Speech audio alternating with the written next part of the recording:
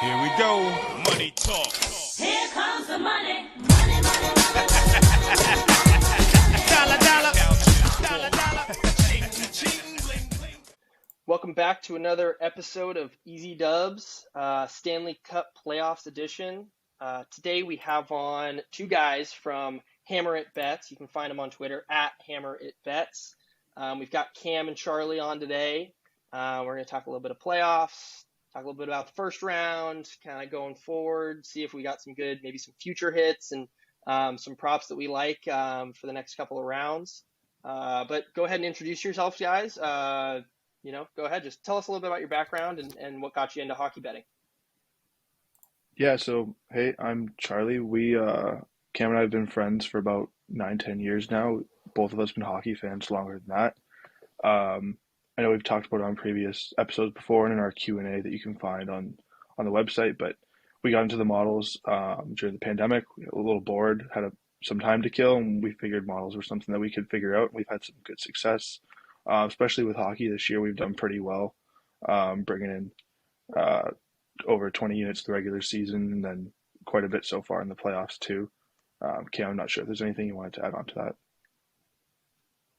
No, not too much I can add on. We started making soccer models because I guess we're both soccer players, and we also both play hockey. Being in Canada, I mean, it's just something all Canadians do growing up, it seems like. So it's kind of just something we ended up expanding into because we just have a love for it, and we're able to put some of our biases aside, and we've done pretty well so far, so can't really complain. Yeah, well, I love having on two Canadians this time. This is the first time I've branched out of the U.S., so we're trying to get a little international. And obviously, we got a couple of Canadian teams still left in it, so I know they're going to be on kind of those are the Western teams, but still exciting nonetheless. But let's just start off with something. Do you guys have any, in terms of surprises from round one? What were the biggest surprises you guys saw from the first round of hockey? For me, the biggest surprise was how close the Stars kept it.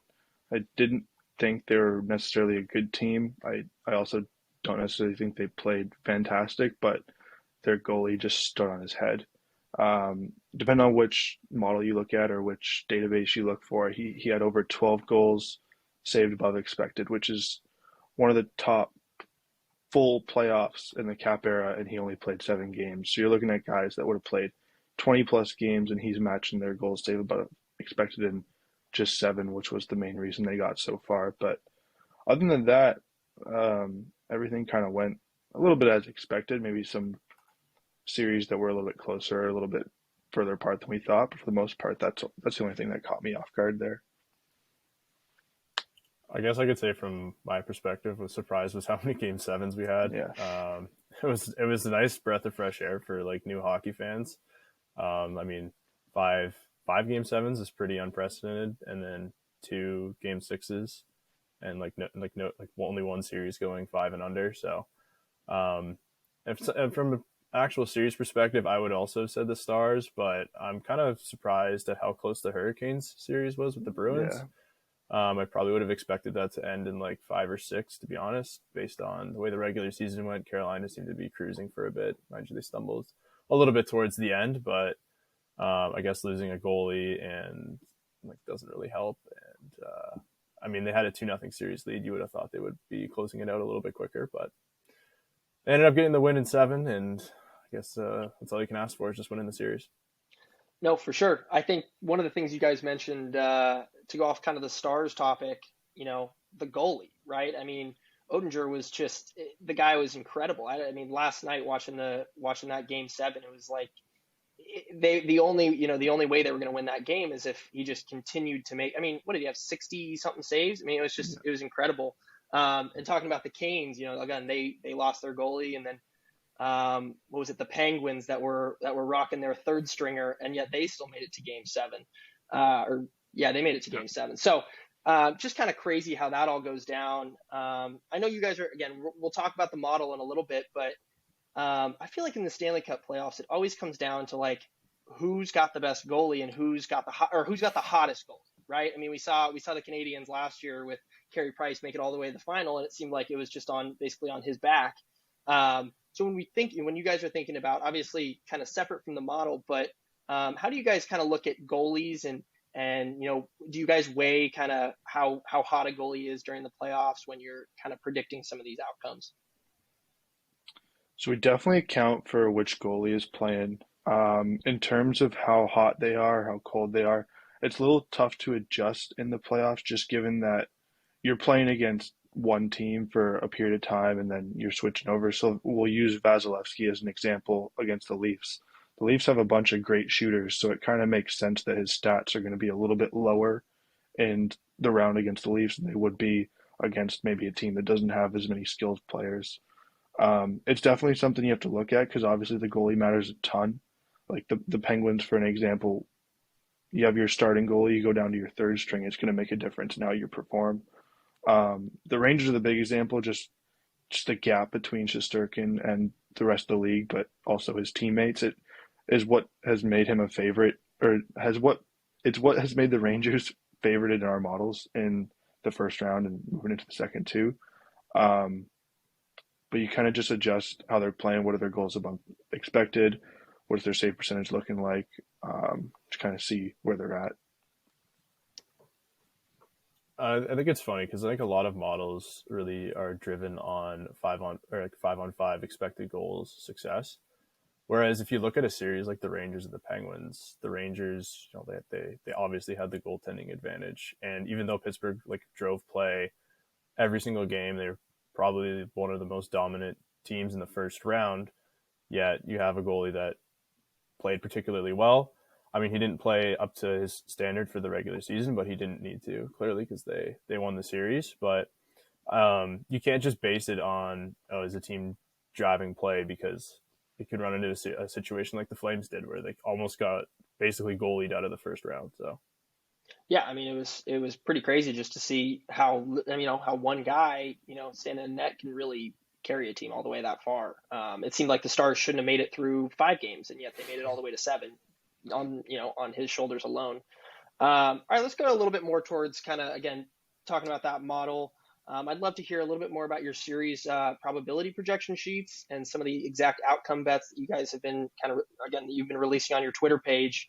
I know you guys had some huge winners in the first round. Avs in 4 at plus 480, Lightning in 7 at plus 650, Oilers in 7 at plus 850. Talk us through those bets, or just kind of the exact outcome bets in general. Yeah. So okay, go ahead. Okay, I'll go. Yeah, the exact bets, I think, were a little bit more of an experiment for us, and we kind of just put ourselves out there to see not necessarily just see what we can hit. Obviously, there's an approach we had to it. Can only reveal so much of our secret sauce, I guess. But the exact bets they're pretty hard to hit, obviously. So getting 3 out of the 8 series, it was we're pretty much blown away by it, because now we have profit betting on a 1-unit basis for the rest of the Stanley Cup playoffs. So basically, if we hit one more, we're probably going to be laughing in terms of ROI on our initial bets.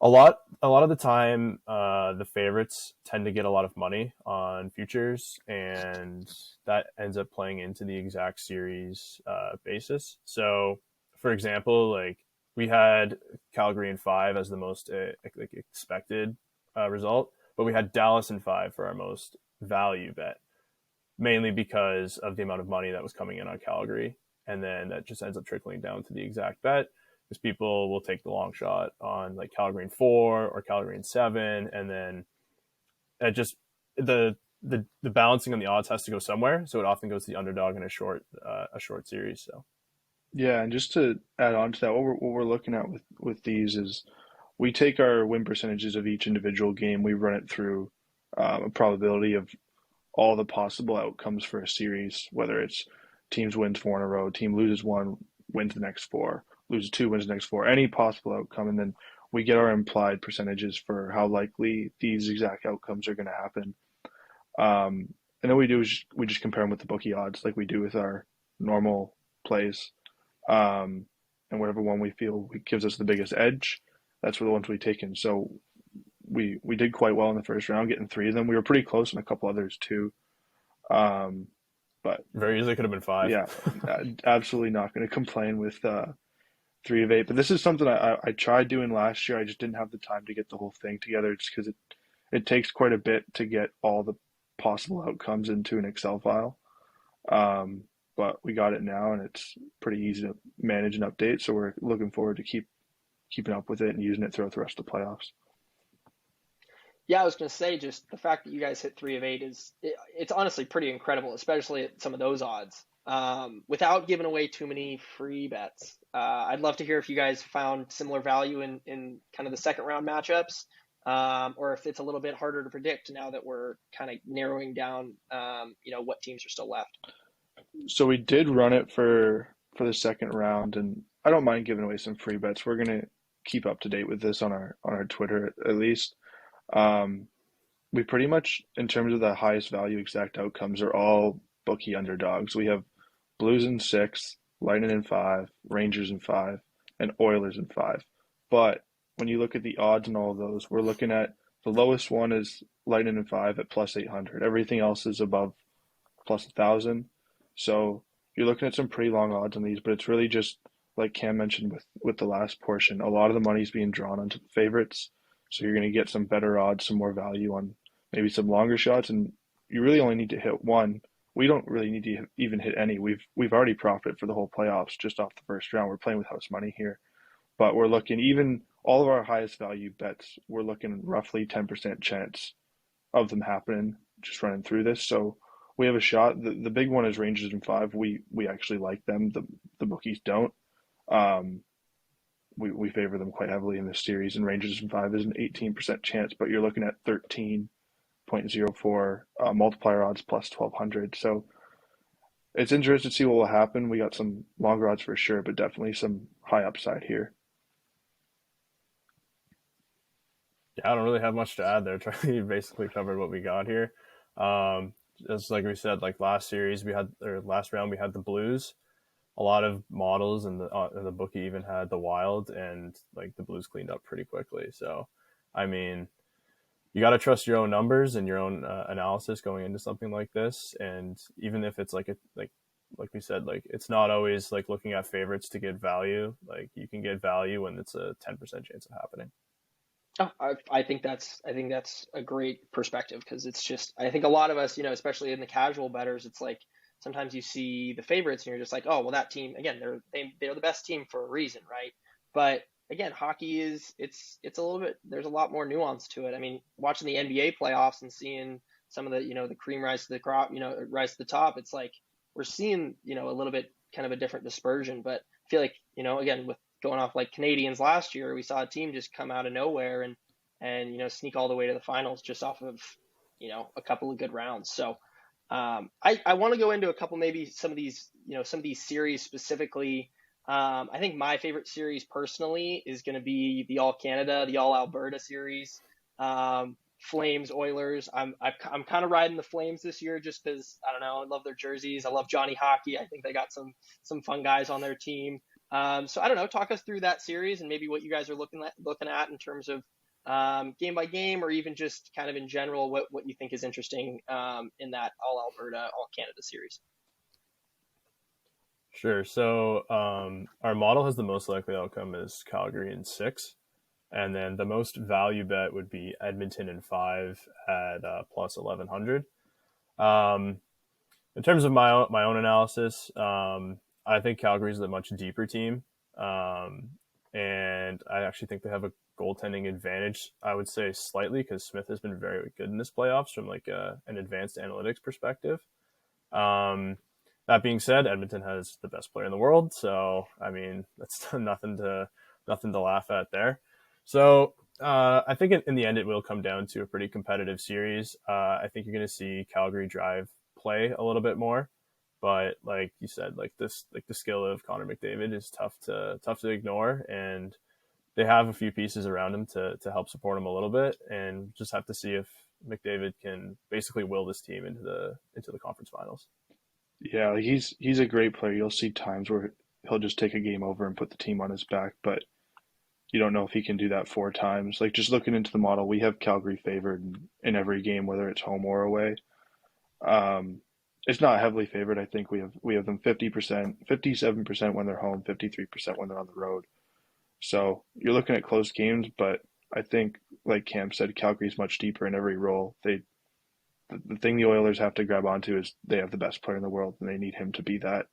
I think Draisaitl is important here too. Apparently, he has an ankle injury that he's been dealing with, which he can be one of the best players in the world when he's healthy, but ankle injuries can be tough to do anything on, never mind play playoff hockey on. So I think it'll be a great series. Those teams don't like each other, so it'll be a lot of fun to watch regardless of the score, I think.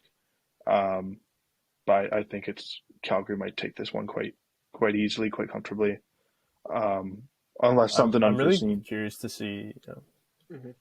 I was saying, I'm really curious to see how Edmonton handles Calgary's top line of Tkachuk, Lindholm, and Johnny Gaudreau. Like all three guys scored 40 goals, so I mean that's going to be tough to deal with. And this year, it seems like at least like these games have been a little bit high scoring. So I think if Edmonton actually gets in a track meet, they might be in trouble with the depth that Calgary has. So I would say to look at them to play more of like a shutdown game, kind of the way LA actually tried to shut them down when McDavid's not on the ice, and then look to drive the play more when McDavid is there. So It's really interesting because, obviously NHL playoffs and NBA playoffs kind of go simultaneous. And it seems like in the NBA, it's a lot more based around, who's the best player, who's the best couple of players. I feel like hockey, again, you guys are talking more about this depth. So when it comes to, again, when we're talking about depth versus like superstars, what makes, in terms of just in personal opinion or, kind of some of the analysis you've done, what have you guys seen? Do you think it is in the playoffs? It's more important about that depth, or do we see these top lines really take over and carry teams like Edmonton is probably going to need for them to go far? I think comparatively with the NBA, if you just look now, I think teams are looking more to the depth side of things than just one superstar. The Bucks with Antetokounmpo, obviously he's the superstar, but they have a really good supporting cast for him. Obviously they didn't make it this year, but I think they're missing Middleton for the entire playoffs basically. So, it's becoming more of that depth where you need like 3 and 4 guys that are really good as opposed to 1 and 2. But you still do need, if you look at, I guess you look at like our home country team, the Raptors, you need the superstar on your team in order to make it a good distance in the playoffs. Now, comparatively to hockey, yeah, you definitely need a lot more guys in ratio to your team. Like, I guess you can have like 20 to 40% of your team in the NBA be like really good and you'll be fine. And they can basically carry the load. Mm-hmm. Where you need all your guys and some to, when guys get hurt, to step in hockey. And if you've already seen with some of these teams, and you need 2 goalies even, so. Or 3. Yeah. Or 3. Or 3. I feel like we've seen multiple third stringers this just in the first round alone. So, I think, again, coming from not much of a hockey perspective, I think it's really interesting to understand because, again, they're not on the ice the whole time. It's so much movement and there's so much flow. It takes a lot of those pieces to really come together to make a team really work. One other question I had for you guys that I had kind of been thinking about. I just did an NBA podcast a couple days ago, and we were talking a little bit about like home and road splits. Do you guys see much in terms of home and road splits? I feel like maybe hockey is. Definitely the environments can be electric. Depending on what stadium you're in, but in terms of how it factors into your guys' model, do you see a big discrepancy in home and road splits on some of these teams, or just in general in the Stanley Cup playoffs? I don't know what most people would think, but I tend to find that the home away means a little more in the playoffs. I think the home teams get the last change at whistles, so I think that's super important for matchups. Like I'm a Lightning fan, so I was just watching a lot of that series, and when the Lightning were at home and the Matthews line would come out, they knew that the Matthews line was coming out and they could put the line they wanted up against them. But when you're on the road, you can't necessarily do that. You have to game plan a little bit different. So I think when you're splitting hairs like you are in hockey, and especially in the playoffs, that it means something. The stats might not say as much. You can look through and home teams win, home teams lose. It almost equal rates, but I think it's more a team-based thing. Like you look over the regular season, there's a pretty large sample size that teams are better on home ice than they are on the road. So I think that needs to be taken into account. There's also just the mental aspect. You're more comfortable at home. You have all your things. You're in your own house, your own bed, your own car, kind of thing. Um, and I think when you get this point in the season, every little thing makes a difference. So I don't think it's something to just kind of brush over. I think it especially matters in Game 7. Yeah. If you look at the first round, 5 Game 7s, 4 of the home teams won. I mean, you could chalk it up to saying the team that's at home is the better team, but I think that has a lot to do with it. That if you have that home crowd behind you, I mean, these guys always say like going into certain buildings, it's a tough environment to play in. So, and I guess if you take something away, you look at like the Hurricane series with the Bruins, the home team won every single game. It doesn't really happen often that the away teams win every single game. Mm-hmm. So, yeah, I just, it's so interesting because in every sport, it's a little bit different because the atmospheres are a little bit different. Kind of the importance of the crowd is a little bit different. And again, like you said, with the Maple Leafs and Lightning series, Charlie, you're talking about, when they're at home, they know when the line's coming out. When they're on the road, it's a little more challenging to kind of figure that out. I'd love to kind of step back and talk a little bit more about some kind of like Stanley Cup future odds in terms of, we got 8 teams left, and this is probably a good time to figure out if there's some good value and some championship, some winners. So I'm just going to kind of go through a little bit of a list of each of the odds that I have in terms of kind of these teams, ability to win it. Panthers at plus 375, Lightning at plus 650. Hurricanes plus 600, Rangers plus 1,400. The Avs seem like the overwhelming favorite, or at least I think so, at plus 200. Blues plus 1,800, Flames plus 600, and Oilers plus 1,400. Do any of those stand out to you guys in terms of maybe they got a good shot or good value? Maybe some something that these viewers can sprinkle a little bit of money on. Yes, I can't speak specifically right to the value just yet, just because we don't have a simulation to be able to run all the possible outcomes for the whole remainder of the playoffs. But just on the face, like Colorado's the obvious one. They're the favorite. I think they have the easiest route to the final as well. I think St. Louis is probably one of the weaker teams left of the 8 playoffs, and that's who they get to play. They've only played 4 games so far, so they're well rested. As far as I know, they don't have any major injuries where a lot of the other teams, you're looking at some goalie problems, some like Tampa's missing Point. The Hurricanes, they don't know when Anderson's or if Anderson's going to be back. The Panthers maybe came out a bit slower than people would have expected in the first round.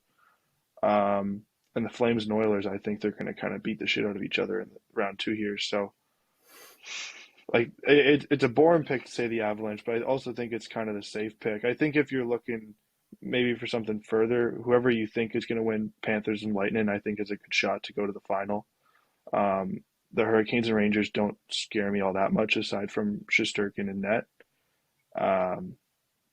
I like to root for the Oilers as a long shot. I like to root for the Stars to win, so I think seeing McDavid go far would be something interesting.